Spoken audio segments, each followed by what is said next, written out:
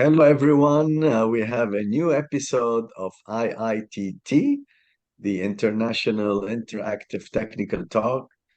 I think this is number 13, but it is number one in terms of TC number. So this is TC101 talking about laboratory testing. And we have experts with us from all around the world to discuss this subject and look at different aspects. I'm going to share my screen to introduce them.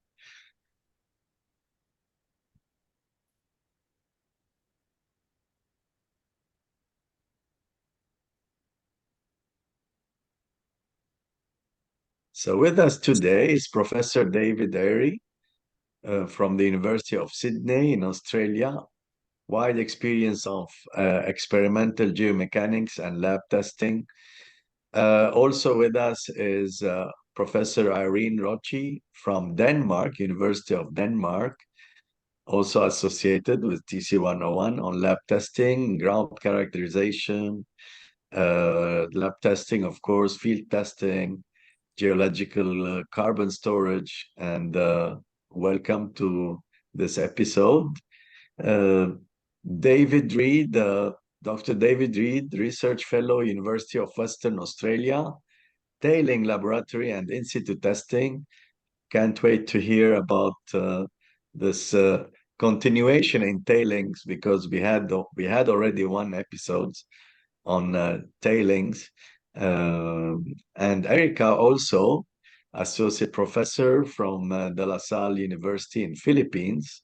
She is in image processing and artificial neural network app, critical state, and I can't wait to hear your point of view. I will give the floor to our first speaker, Professor David Airey, if you like to share the screen. So this is again an interactive talk. Feel free to interrupt nicely whenever you think the viewer would be interested in hearing a certain aspect at a specific slide. I will mute myself just so that. Go ahead, Dave. Okay, so thank you, Mark. Okay, so I'm part of the TC101 committee, and I just briefly start off by mentioning TC101, which is, as Mark has just mentioned, concerned with laboratory stress strain testing of geomaterials. So we're all about exchange of information and particularly about advanced geotechnical laboratory testing. The whole idea is to stimulate interest and show the advantages of advanced testing, and obviously to sort of disseminate that out into all the people who use the results, which is basically everyone, right, that's involved in geotechnical engineering. So we have a 4-yearly symposium. We run various technical workshops. We have theme lecture, and there's a website where you can go and have a look at more information. So today we were asked to come up with a topic, and I've picked, I'm responsible for the topic, which is a pet thing of mine, and you may see why that is as we go through this, which is about the critical state line. Okay, so there's just one particular aspect of soil testing. So why is this of interest? It's not a new concept. The idea that soils approach an ultimate state when sheared, it was around Casa Grande had some ideas around this, and Schofield and Roth were the ones who really sort of pushed the idea along. But it's still of interest today. There are papers being published routinely in major journals that have a primary focus, and sometimes a sole focus on identifying the critical state line. So it's still obviously an issue. And it relies on doing good experimental work, which is sort of why I think we should be talking about it. It's, of course, integral to all our constitutive modeling. And then, there's been development since 1968, critical state soil mechanics. We understand a lot more about it now, and I'm going to touch on some of the issues we obviously don't have time to talk about everything. Okay, so the first thing is, I'm just going back to Schofield and Roth, the idea that soils, when continuously distorted, reach this what they Did call you an launch ultimate the state. slides? Because we're not seeing, yeah, I'm no, not seeing the big slides. Oh, okay. Does it come now? People can't see the slides? Not yet. Try to play it again. No. We can see the slides, but not a big screen like being played. We can see them No. as a It's not in project. presentation Okay. mode. Yeah, I think it's not in Yeah, presentation mode. Oh, okay. Hang on.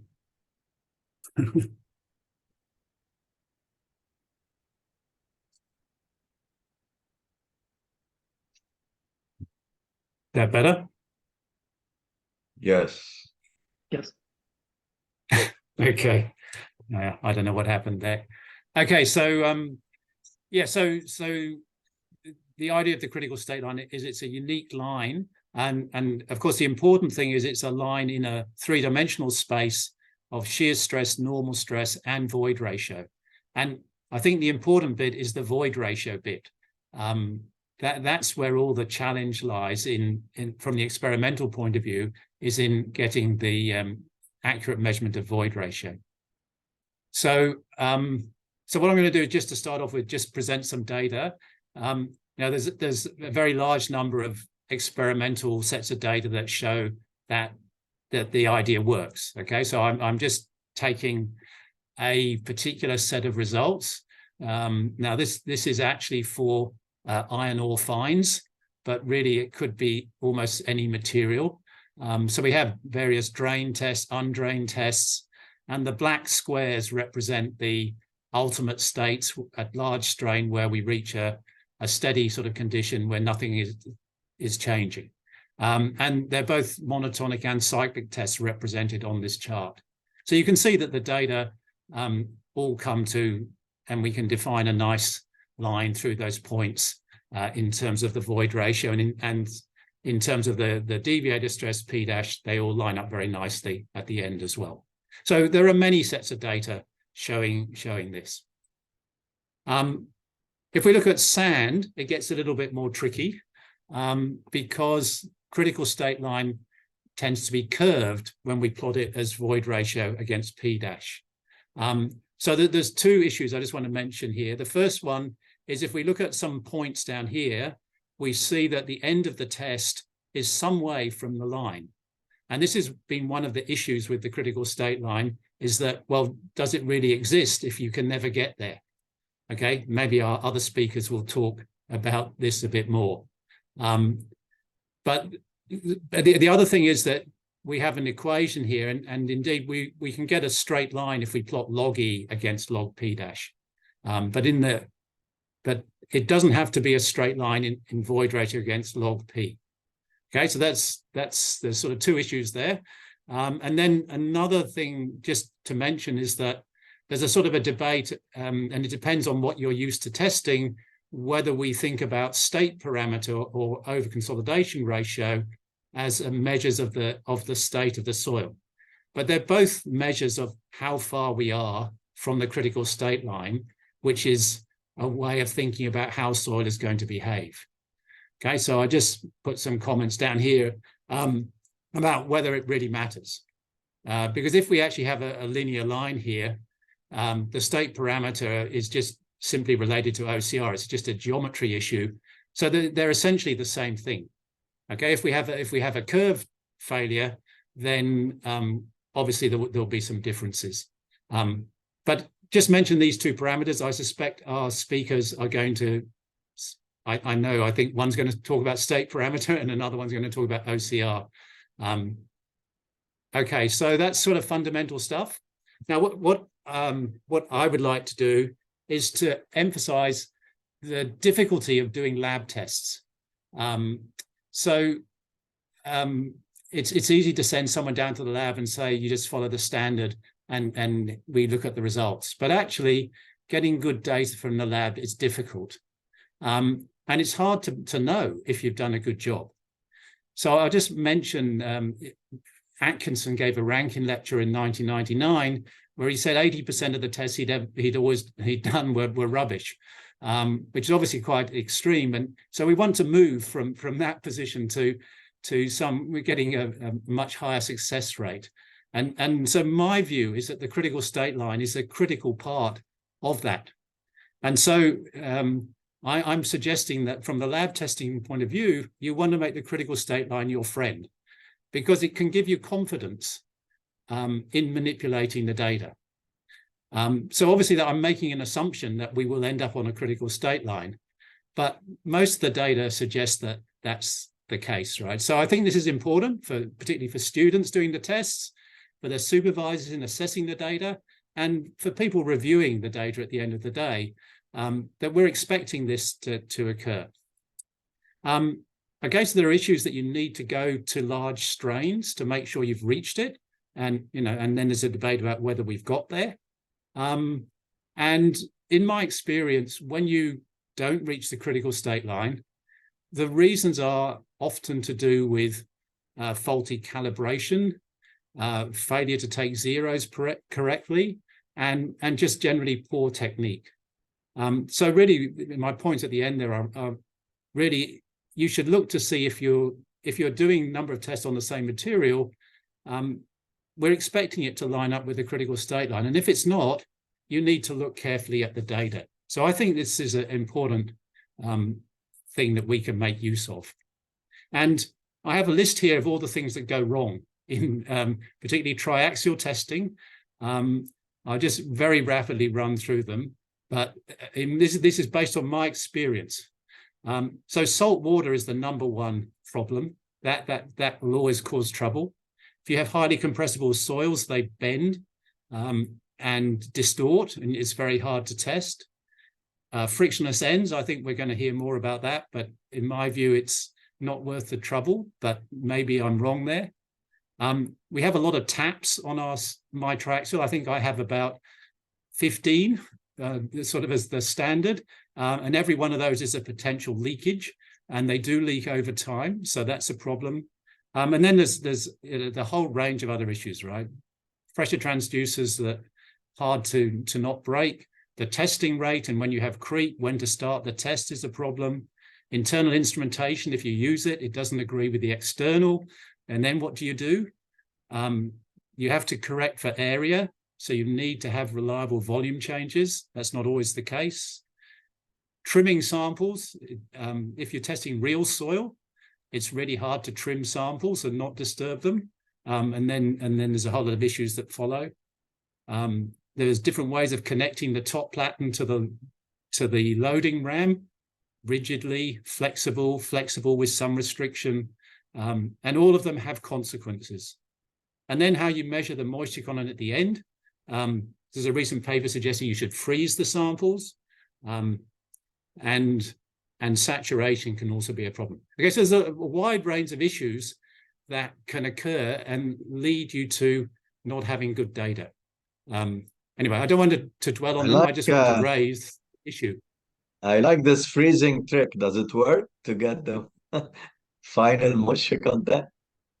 I think David Reid might be going to talk about that one later. Okay. Is that right? Are you going to mention it, wait. David? Yeah, I've got a tiny bit on it, so yeah, that might be okay. Yeah. So I mean, it's not a normal piece of equipment to have in the lab, a freezer, but yeah. Okay, so now I just want to talk very quickly about some of the issues where critical state line is sort of controversial. So if you're testing sands, and particularly crushable sands, then the particle grading changes. So the picture on the top left is what happens if you just take this crushable sand and you go to very high pressures, and if you line up the dots from the tests, you end up with what appears to be a nice critical state line. However, if you were to go to the end there, 100 MPa, and you reconstitute the sample, you can't get back to where you started. So if you now go to the picture on the right, Hopefully you can see my cursor, but you end up following a line down here. So the void ratio is reduced considerably because of the change to the grading. And indeed, we went even further than this, and we took this material, which we compressed lots of times to high pressure, and then we sheared it in a ring shear to what we thought was a grading that would never change with no further crushing. And that's what you see, the results at the bottom. So we get this, what we've called a terminal critical state line. So basically the critical state line is changing from that initial green line to the red line as a result of crushing. So obviously if we're dealing with sands, you know, the idea that the critical state line is an ultimate state is clearly not correct. Okay, and we can have very large changes in the position of the line. So that's one issue. Another issue is when we get into transitional materials. So the picture on the left is critical state lines. We've got a sand and we've added more and more silt to it. And it's well known that when you do that, you've changed the material, you change the critical state line. Okay, so here we start off with sand that's up here. As you increase the amount of fines, the critical state line moves down, and then it eventually moves back up and the pure silt is there. But the interesting thing is that you'll notice we have two critical state lines for 60% and 40%. Okay, so depending on how you start the test, you end up at two lines. Now, this is very odd because the question is, why is there only two, right? You might think that there's a range of behavior. But what we found was that we had only two. If we had started off very loose, we got to one line, and almost everything else we got to the other line. But exactly the same initial grading. So there's some challenges there about what does that mean?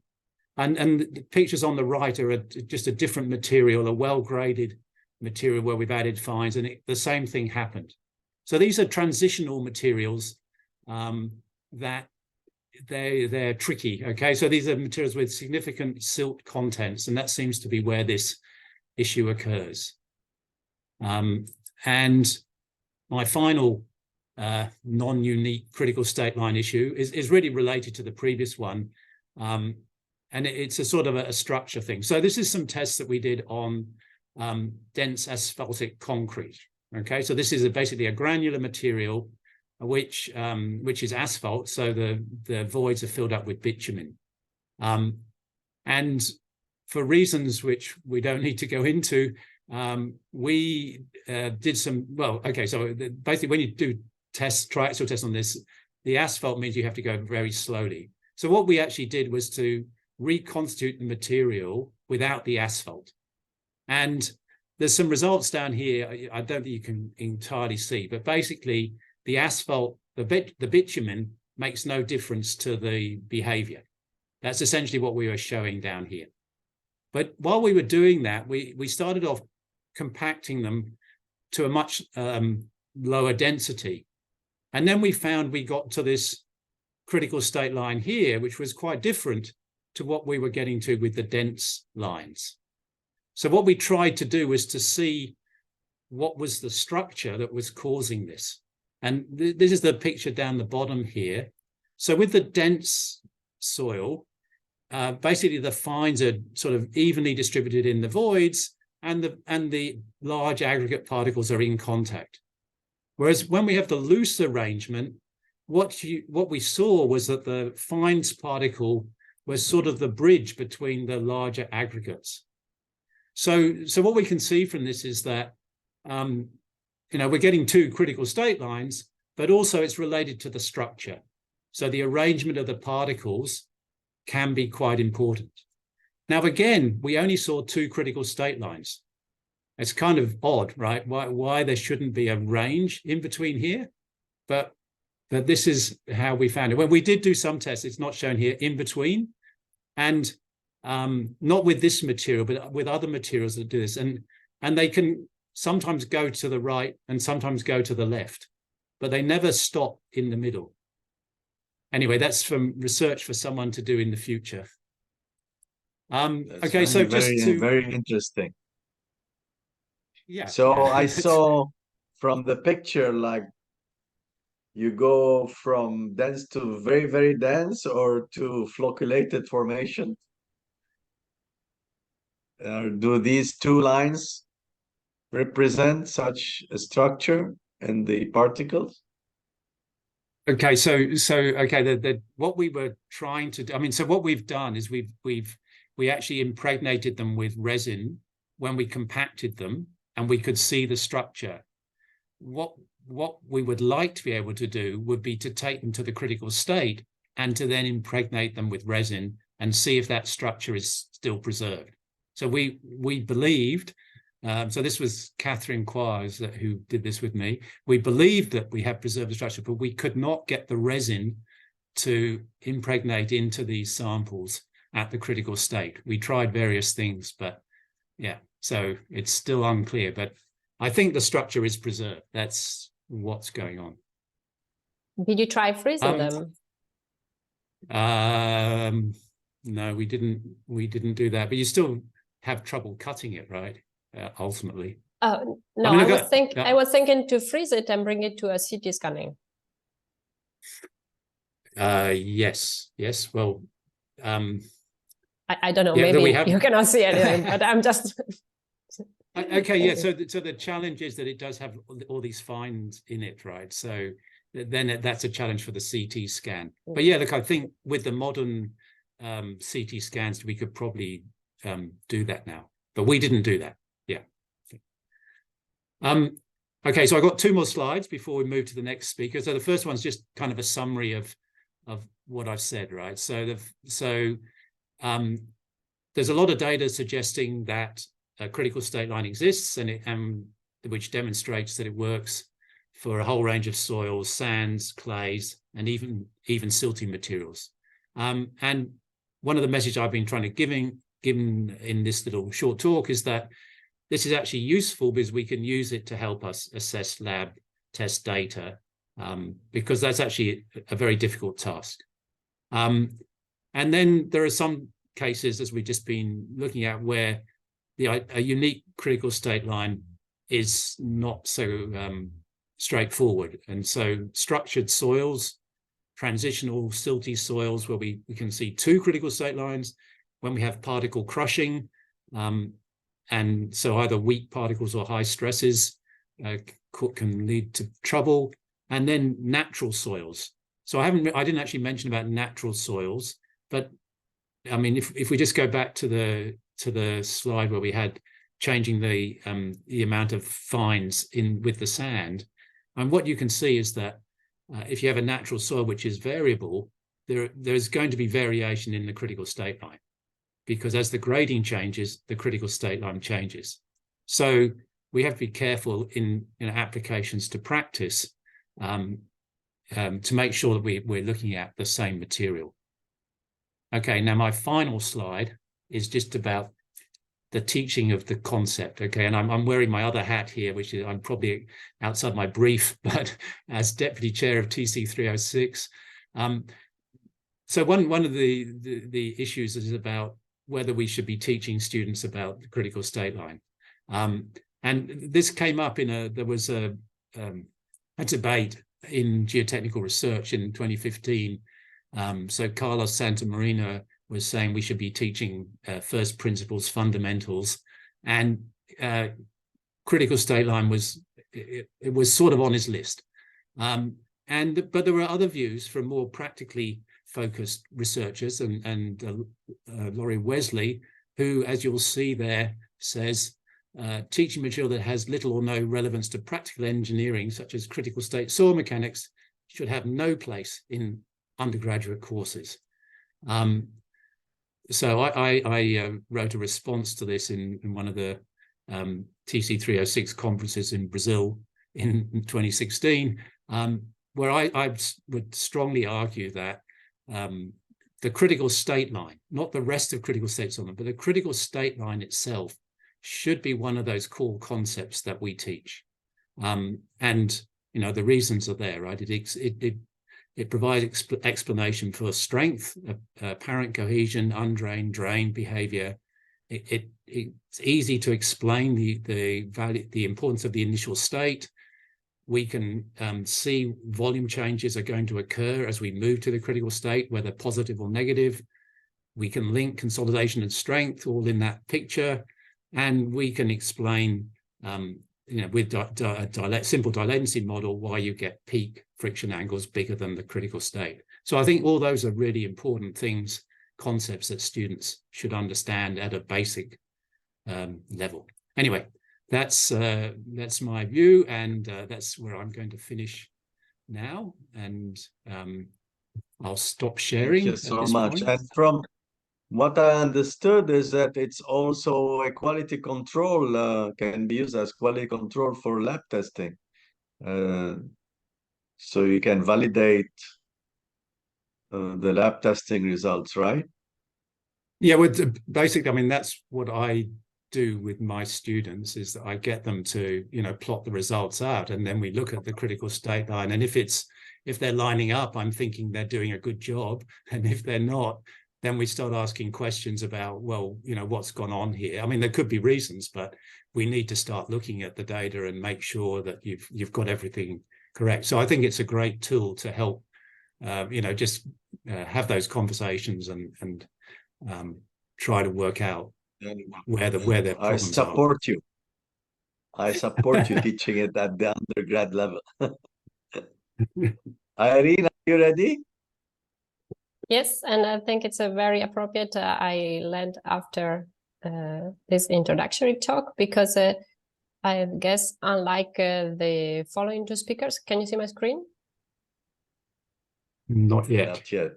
Okay, then let me try again. So you are complementing. Yes, so I'm not really. You are complementing. Yes, you can see it now. Perfect. I think so. Yes, perfect. So I'm not going to present so much about some of my research. I mean, I did do a PhD in the laboratory with Matthew Koop, so I did do a lot of critical state soil mechanics. But then now I moved to Denmark, and there I must say perhaps is not so widespread and used. So I'm going to give you a bit of a take on what I do with my students at a master level, and what is some of the most common questions they will ask, which I think is very relevant to what also people think in the engineering practice. And the reason for this picture will become clear in a few minutes, so bear with me for now. The focus I want to give is on highly dense soils. Often you will call them stiff clays. So in Denmark, we have glacial tills and very highly over-consolidated clays, similar to what is the London clay. And a lot of work has been done on the London clay, on which you could say I take inspiration from a research point of view, but I believe it's not so widespread in engineering practice outside of UK perhaps. So what is the problem with the stiff clays, or I rather call them highly dense soils, because most of the problems, in my view, come from the fact that they are very dense. As we know, if we perform a triaxial test, I'm looking here at a stress strain curve, a shear strain on the x-axis and a deviatoric stress on the y-axis. These soils will show a peak, and then the strain soften to the critical state. If we look at the volumetric behavior, they respectively dilate, and this is also part of the issue, but I will tackle that in a few slides. The stress representation, stress plane representation means that we have a drain test doing something like that, where we have a peak and in yellow the critical state. If we do more than one test, we are able to identify a peak envelope and a critical state. And here, what I want to emphasize is the fact that this peak envelope is in fact not a material property. And this is also part of the issue with the highly dense soils. But again, I will go into that in a few minutes, because the first thing I want to say is about the critical state. And because these soils strain soften, well, or to better phrase it, why are they strain softening? Well, because they develop a shear plane as a failure mode. And that means that if we want to identify the critical state line in a triaxial test, this is actually a bit questionable, I would say, because we don't really have a continuum anymore. What we have is 2 blocks sliding. And so can we really do that on a stress plane? Yes, we can.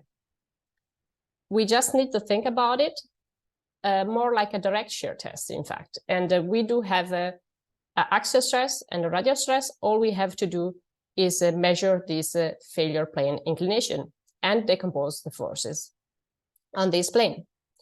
This, if we do it a few times, actually allows us to identify the critical state line in a Moore plane, and then we can transfer back this information into the stress plane we have seen before.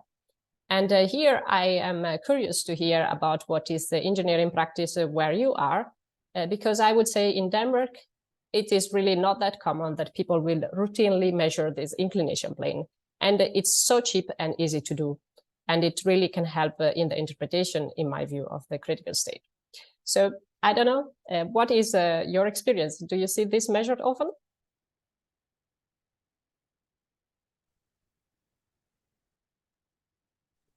I think it's a requirement of the standard in Australia to actually take a photograph of the sample at the end. So maybe it's reported, but it should be in the information provided at the end somehow.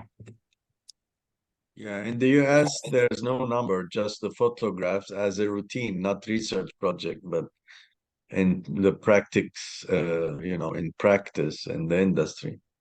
Yeah. They take a photo, yeah. Yes, and I think the photo... You can get the angle, and I think you are right. It's an important aspect of the failure. Yeah, and it's of course a photo is a good start, but the actual measurement is not that much harder to get, and I think it could become an easy practice. Erika, you raise your hand. Do you have a question, or you want to say what happens in Philippines? In the Philippine setting, we just take a photo and just write down the type of failure. We do not really measure it, but I think it's a good idea. All right. So the second thing I want to mention about highly dense soil is, as I already mentioned, is peak failure envelope. And here, as I mentioned already, I want to focus on the fact that this is not a material property, unlike the critical state parameters. And the question I often get asked is, so what? Because yes, it is true that we don't have one peak envelope failure, we don't have 2, we don't have 3, we have infinite. And that really depends on what is the starting point of your specimen of soil. But when you have a highly dense soil, it's not like density is going to vary a lot, no matter how much you load it or you unload it. So my student asked me, if I have this very basic formula and I need to design a foundation, can I not just do with the peak envelope and have an angle of shear resistance phi, and that's it? And yes, I indeed agree with that. However, I think we should be a bit skeptical about this kind of approach, because the truth is that we don't really engineer in a vacuum. More and more frequently, what we have to do is construct in highly densely built environments. And that means we cannot just care about our single footing and what happens to it. We need to take care of what is surrounding our construction project. And the only way we can do that is if we have a digital model, and we are then able to track what happens around our construction project. And the truth is that most of these numerical models are based on critical state soil mechanics. So we can as well actually know what happens and where is our critical state. Because here I'm zooming in a lot from single tests where we have dilation during the shear. Some points will be almost unchanged, and some will experience more shear strain, and therefore they will get closer and closer to the critical state, because this is a place where soils tend to go if we shear them, as David was mentioning. And the stiffness and strength of these soil elements will be dependent on their distance from the critical state line. So in my view, we can think of the critical state line a little bit like a black hole. We might not be able to measure it, but this is where people will tend to gravitate towards. And the closer we get, the stronger is going to be the pull towards this place. So in my view, it's a very good idea to actually know where it is so that you can kind of avoid it. And here comes another issue with actually identifying the critical state line for highly dense soils, which is the dilation. In truth, and this is also some of the images that David presented already, a lot of tests, because they are highly dilative when we have highly dense soils, they need to dilate a lot before they can achieve and reach the critical state line. And that means there is still oftentimes a long way to go before they're actually on the critical state line at the end of our test. And here I'm just presenting another example of some published literature where you see these vertical lines or arrows going upwards, that they show that we haven't really managed to achieve or to reach the critical state line during our triaxial test. And so is it worth it to do this kind of tests? Well, perhaps in respect to the field conditions, yes, it's indeed very worth it. With respect to identifying the critical state line, I don't really think so. And I would recommend that we start investing a bit more money in a triaxial test that allows us to identify better the critical state line. And these will be tests prepared in a loose manner that actually go towards the critical state line by contraction, because this really helps a lot in identifying more easily the critical state line. But it is, in my opinion, a hard sell to actually convince someone to do an expensive test like a triaxial test for a specimen that is not really in the conditions that you have in the field. And definitely is not standard practice in Denmark. Perhaps in your countries you are a bit luckier. Lastly, one of the aspects I want to bring again to the table for discussion in the triaxial testing of these highly dense soils is what happens when we do an undrained test. Again, we have a highly dilative behavior, and that means that the excess pore pressure we measure during the triaxial test might lead us to a pore pressure which is below the back pressure we used at the end of saturation. And that will mean that saturation is not really there anymore, and our pore pressure measurements are losing in accuracy up to the point where you actually can have even cavitation of the pore pressure.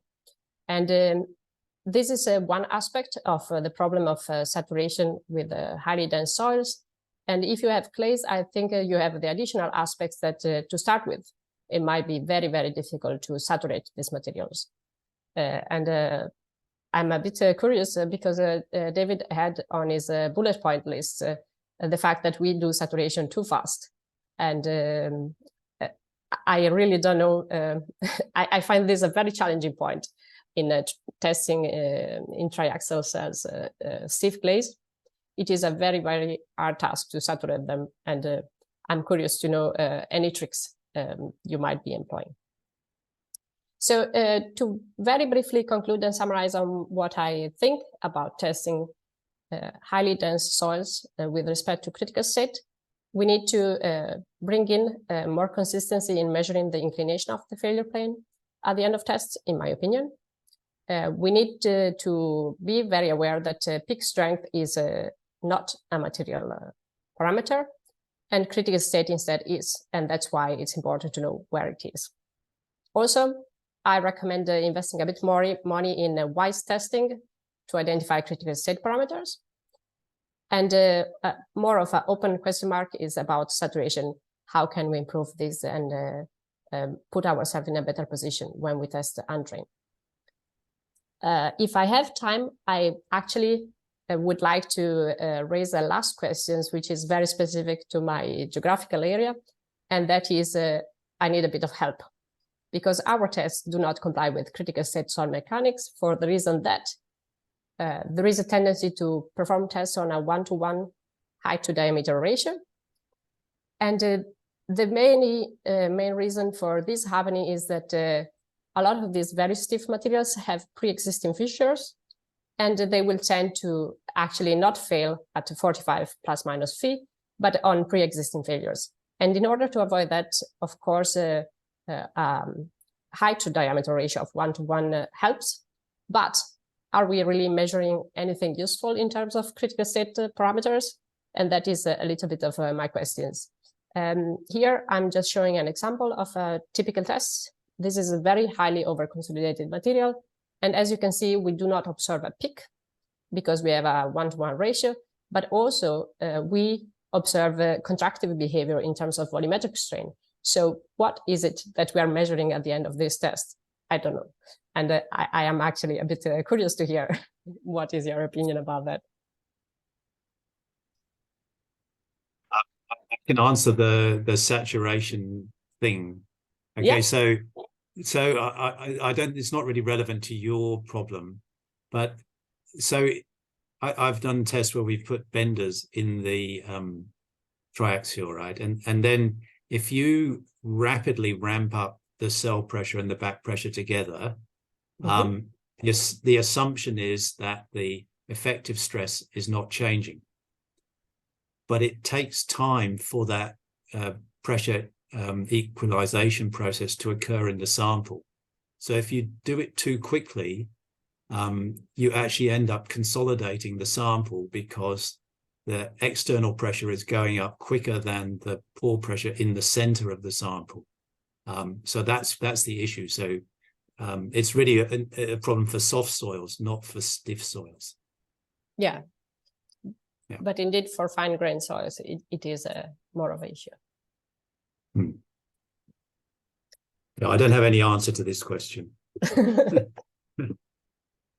I mean, physically, I would expect if you have a highly dense soil and it should dilate to a critical state, how is it even possible that we contract it? And where is it going?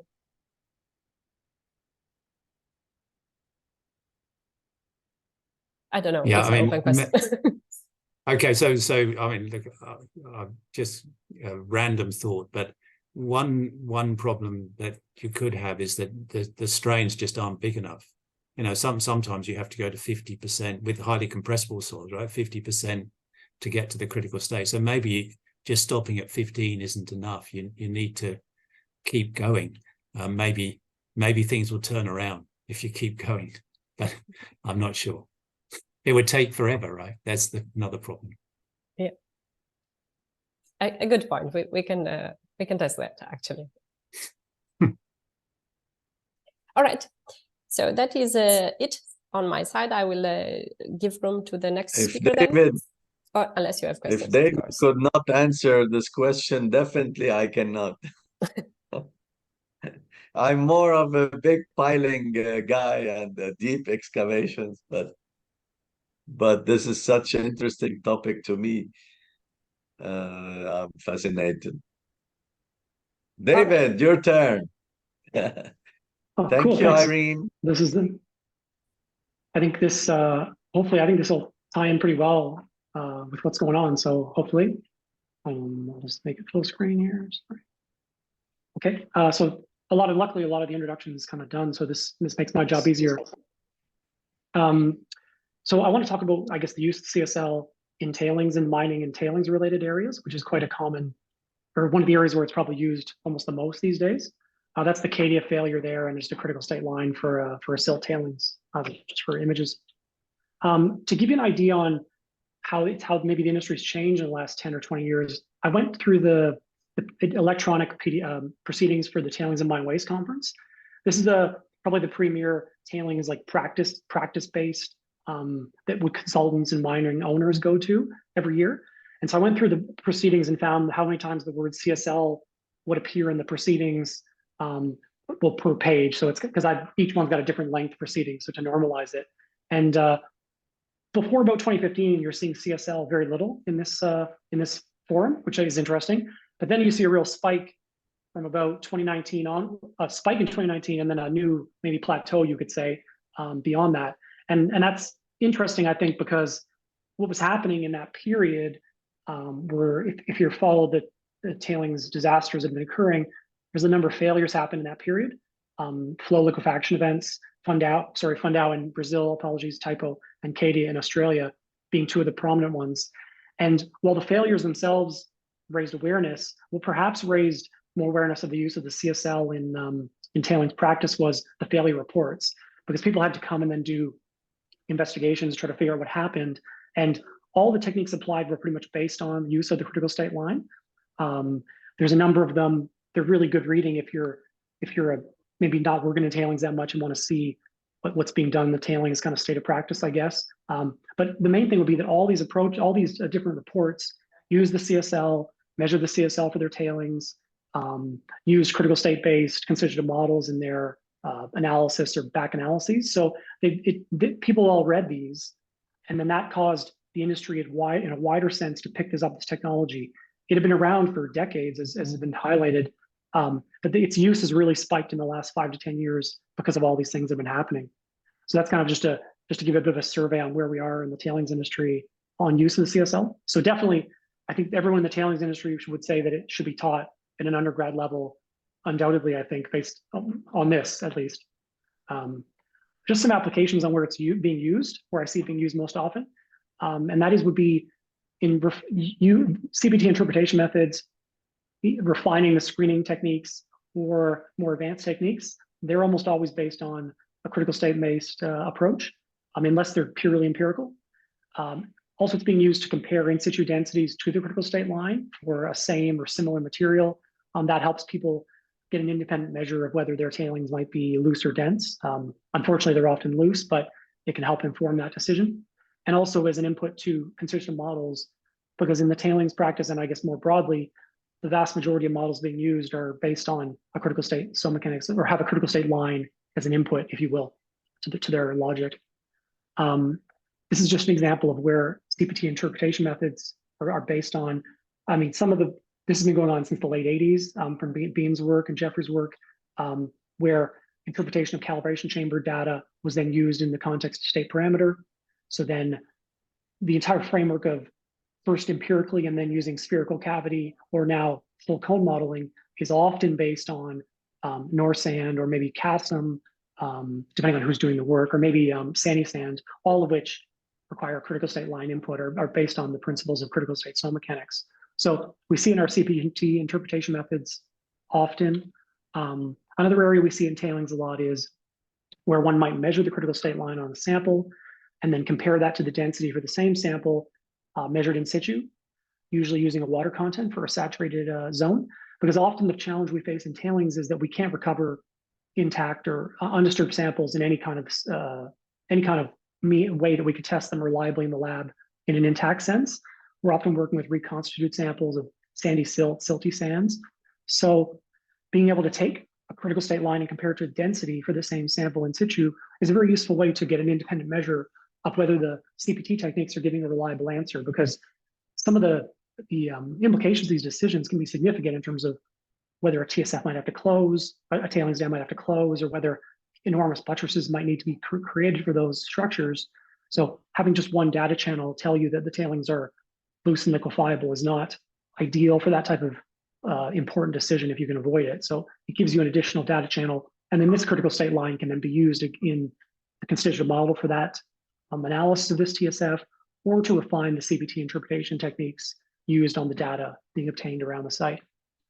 Finally, and this is happening all the time in industry now, and the failure reports are probably the best way to see a snapshot of the state of practice because they're publicly available. So you can kind of see in more detail than you might for a lot of the work happening in industry. And that's people using critical state line or critical state based models to interrogate those failures and try to determine what kind of events preceding the failure were the primary trigger event. So for Cadia, they're using Norsand to investigate the effect of underlying deformations of clays below the embankment and construction of a buttress on the slope. For Feijiao, there's different views on the trigger mechanism of Feijiao. The Arroyo and Jen's investigation leaning towards drilling-based liquefaction around a drilling area as being the primary trigger. But both of these, regardless of the actual trigger, the techniques being used were both based on use of the critical state line as an input to numerical models being adopted. So I just want to briefly mention then also, because there's been some talk about, I guess, how reliable we can do this. And it was something we looked at because when we realized how widespread this was becoming in the tailings industry, and there hadn't really been much of an assessment of how reproducible it was. There's been things like that on Bender elements and other such in the past. So it was useful, we thought, to do one on tailings materials. We were lucky in a research project to have access to large amounts of tailings, that some of which were ideal for this kind of study, sandy silt, silty sands, stuff like that. So we did a round robin where we sent the exact same batch of material to labs around the world to see how, and we just said pretty much give us the critical state line as the main output. It was a 50% passing 75 micron. We sent it to 18 labs. But when you run around robin, you find often that some people drop out when they see their comparison of their results, and you can't really do too much about that because you can't like force someone to be a co-author. Really, it's not really ethical. So yeah, two people drop out. That always happens. And some were named, some were anonymous. They had to decide beforehand if they were which one option they were gonna take before they saw the comparison. And that's what we saw at the initial. That's all the results plotted together. And so that is, I mean, that's a train wreck. Like if that was really what we thought the reproducibility of was, we wouldn't be able to really use it because, you know, in particular, the compressibility is perhaps even more than the elevation differences is gonna kill you for any time for reproducibility or using it in a model. We went through a bit on what might have been going on here. Some we were never able to determine. Some used very dilative samples, and I'll talk about that. Irene talked about that, and I'll talk about some other issues about some dilative samples and trying to measure the CSL. Sometimes when you do a CSL, you make very loose samples, and they saturate they collapse when you saturate them. It's very hard to measure the volume change when that happens. That's well documented, but you got to be careful. And one of the labs wasn't very careful on that, and it kind of was highlighted there. And another one did densely compacted samples that dilated. Just to highlight the one of the issues we see with dilation or with dilated dense specimens is that, and this has been documented pretty well with CT scans in the past, is that not only does it take a lot of strain to get there, but there's a potential you might have a sample that looks like this, in which case there's every reason to think that the void ratio in that band is not consistent with the void ratio of the greater sample, in which case, if you're only measuring global sample void ratio, which is typical in almost all testing, unless you're doing something very cute with CT scanning, if the global void ratio is not going to represent what's happening in the band. So it's probably much looser in the band than the global void ratio, but we can't measure that. So that's the one reason to be cautious with some dense samples doing this. You can still use them for state dilatancy and other things, but I think there's a risk with some of them. A lot of the people use moist tamping, the people that got consistent critical state lines, which is pretty common in industry. Not everyone is a fan of it. There are some legitimate criticisms of moist tamping I don't want to dismiss, but in my view, for measuring just the CSL of these type of tailings, it's definitely the best approach because you want loose, contractive specimens, which has been touched on already today. A few different people use different techniques because when you do moist tamping, you make them loose usually, they collapse on saturation. It's tricky to measure. You can use a cell calibration, you can do a suction technique at the end of the test, or you can do end of test soil freezing, which to me, I like it because it's actually easy. Those other methods work well. If you do a good job with any of those methods, they'll work. Actually, I'm just lazy, and I find end of test soil freezing to be very easy to do. It's like 2 valves in a $100 bar freezer. So that's my take on it. I like it. And this is zooming in now to only the people that used moist tamped loose specimens. Well, we're getting closer, but we're still 0.05. That's not, we'd like to be closer than that, I think, but at least the slopes, which is a major input to a lot of analyses, are getting closer. So moving in the right direction. This is only the ones that just did freezing, that doesn't mean that they're necessarily right, but whatever the case, they're all within about 0.03 of each other in void ratio terms, which isn't perfect either, but it's getting there. Maybe that's an outcome of how close we can get this thing with current techniques, I guess, perhaps you could argue that. So that's kind of, I thought this was relevant both to the discussion today and to what's happening in practice right now. And finally, transitional behavior David talked about, and this is something that in the tailings industry is not appreciated enough. I think it's kind of like people don't want to talk about it because a lot of people are using critical state line in their analyses, and if there's a unique critical state line, which I think it happens a lot, but there are also cases for sure where there's not. And you got to be careful because some of those analyses I mentioned before would be sensitive to the fact that if you're assuming there's only one and it is a transitional soil, you can get yourself in some trouble. And I think it's kind of an inconvenient fact in tailings because everyone's jumped on to get the critical state line, but maybe not enough. Maybe tailings engineers aren't as widely versed in what's happening in academia, where transitional behavior is less controversial, I think. So that was what I had for today. Thanks.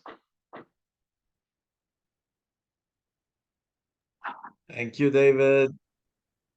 You know, there's so much material. We're going fast, but that's the time we have. Erica, are you ready? Yes. I think Irene raised her hand. She's on mute.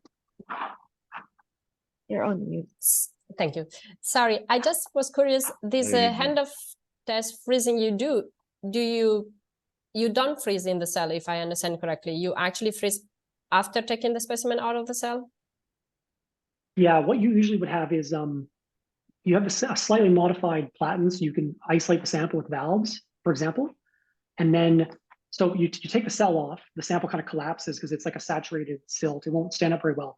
And so it's hard to get the water content that way because water might leak everywhere. It's a bit messy. So you seal the sample very close to the sample with valves.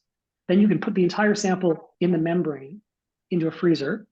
It freezes, and then it's much more easy to get all the water and all the soil into the oven. And because it's a gravimetric water content, the fact that it was frozen is not really relevant. But it's a lot easier to not spill stuff, you know, like you don't spill water and be a bit of the fines around. Yeah. Okay, so you actually do need some sort of modification to the triaxial cell to be able to take out the specimen with the wrapper membrane. All right. You need very slight, very slight. Yeah. Okay, thanks. I'll just share my screen.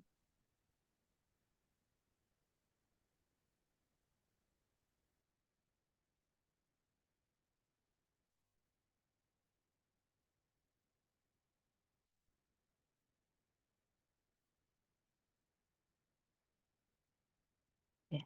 Can you see the shared screen? Okay. So my topic would be also mine tailings, but it's a bit of a different application. But because this research in collaboration with my advisor before, Professor Mary Ann Adahar, our goal was to look into the possible use of these waste materials. So it's a bit different, but we still use critical state lines so that we can see the limits of the material and how it will behave. So this would be the outline of my presentation. So Philippines is known to have a lot of reserves when it comes to minerals. So with that, we usually store it in tailing dams. But since as of August of 2023, there's still an increase in production over a lot of areas in the Philippines. So with that, there is a need to look for other applications of these materials. So for the experimental design, at that time when we did the research, we did the following experiments, and we just assumed the following confining pressures just to see how it will behave and see its potential. So we tested 3 types of tailings, mine tailings. The first one is what we call Cavite concrete aggregate tailings. This is what it looks like. It looked like before. So it's in grayish black textile in color. But it's actually located at the Luzon area because the Philippines is divided into 3 main islands. So this is located here. So the first thing that we did first was to determine what type of material are we dealing with. Is it usable, or is it applicable to other applications? So based on the experiment, it with reference to USCS, it is classified as a poorly graded sand and silt. So with that, I'll just show results related to critical state lines. We actually performed 2 types of relative density just to compare and just to see its extent. So this is for a 60% relative density, and this is for a 90% relative density. Among the 3 mine tailings that we have tested, it is this material that resulted to a peak or a brittle type of failure. So aside from the critical state line with respect to deviator stress versus mean normal total stress, so this is for the total stress and this is for the effective stress. We also determined the M value just to see what happened and what's the difference between a 60% and 90% relative density. So it is noticeable that for total stresses, the value would be smaller, while for effective stresses, the value would be larger. So among all the samples that or mine tailings that we have tested, this resulted to the highest M value. So we also plotted the specific volume versus mean normal effective stress just to see its behavior. So we weren't able to plot the void ratio. We focused on the specific volume. So based on our observation, the higher the confining stress and even the more sand particles present, there would be a large gap between the two uh, lines. Like for example, the consolidation or isotropic compression line and critical state line. So next we have Davao gold tailings. So for Davao gold tailings, we once again tested its index properties and classified it first. So based on USCS, it is silty sand. So it is sourced from the area of Mindanao as shown here. So based on its visual inspection, it had a dark brown textile in color. So the main difference between the Cavite concrete aggregate tailing and Davao gold tailing is it's actually the fines content. It would have more fines compared to the previous one. So we did the same experiment, same setup, and this type of mine tailing resulted to a more ductile type of failure, which is of course evident in the state path or stress path rather. So this is for the 60% and 90%, and we have established its M value, and it is smaller compared to the previous material. In terms of strength, this is a bit weaker if we would compare it with the M value. So we also tested the critical state line with respect to specific volume and mean normal effective stress. And I would agree with all of the discussion a while ago. It's actually very difficult to see the trend. Going over this research, because I've done it for maybe quite some time already. In the Philippines, the trend in research is actually more on machine learning. So it's a good idea to introduce once again the critical state line. However, we actually discussed this in our graduate program, sadly not in our undergraduate level. But I do agree it should be discussed so that the students, undergraduate students, would have more understanding and can further validate, of course, their results. So this is, of course, the last one. This is the Negros Oriental copper tailings. So this is sourced from the Visayas region, as shown here. So it has grayish in color, and among the three tailings, mine tailings that we have tested, this would have the uh, highest fines content. So in terms of its behavior, it is quite different from the previous two tailings that we have tested. It's more ductile, so it's also a bit expansive compared to the two materials. So this is of course its stress path together with its critical state line. So even the behavior with respect to the critical state line, it's a bit different from the previous one. Notice that for the smaller confining pressures, the stress path would exceed the critical state line. So for its M value, with regards to the 90%, this is a bit odd if you compare to the previous one. It had a lower value of M. The assumption is if it has a more dense condition, it would have a higher M value, but here it didn't happen. There is, of course, a possibility due to the amount of fines content present in the material. So this is, of course, its specific volume versus mean normal effective stress plot.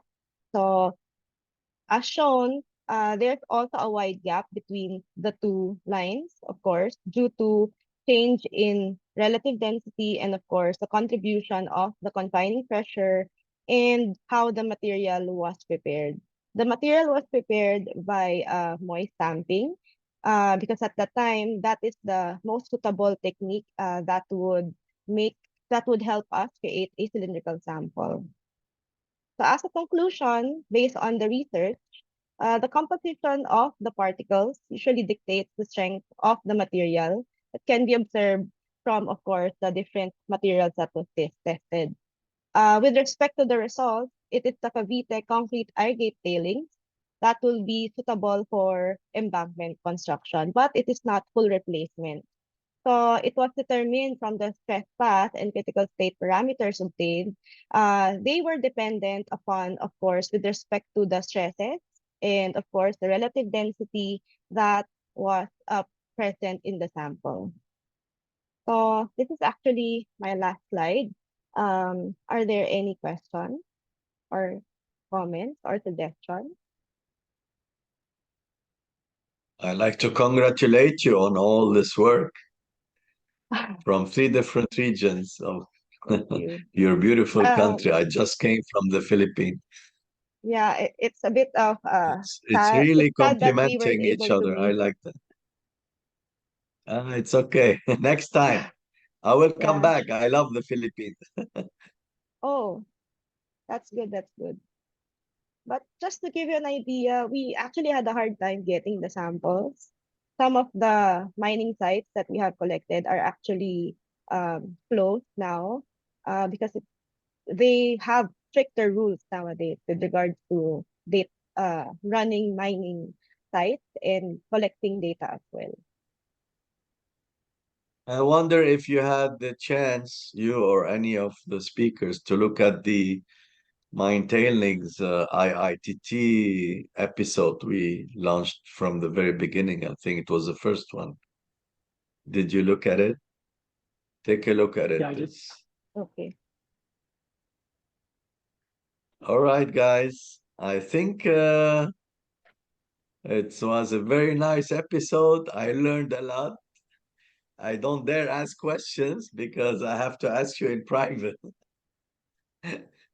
So much material that, it's long ago for me. I haven't seen and haven't done lab testing. I taught it a little bit, but I really like this episode, and it shows that why we call it 101, because it's the fundamentals, and the critical state, I agree, should be taught at undergrad level because it's showing that that's the right way of thinking and starting. I don't know if you want to add anything before we conclude. I'd like to thank you very much for your time. This will be launched very soon on all our social media and website as the International Society of Soil Mechanics and Geotechnical Engineering. This is episode number 13. Do you want to add anything or go ahead? The floor is for all of you.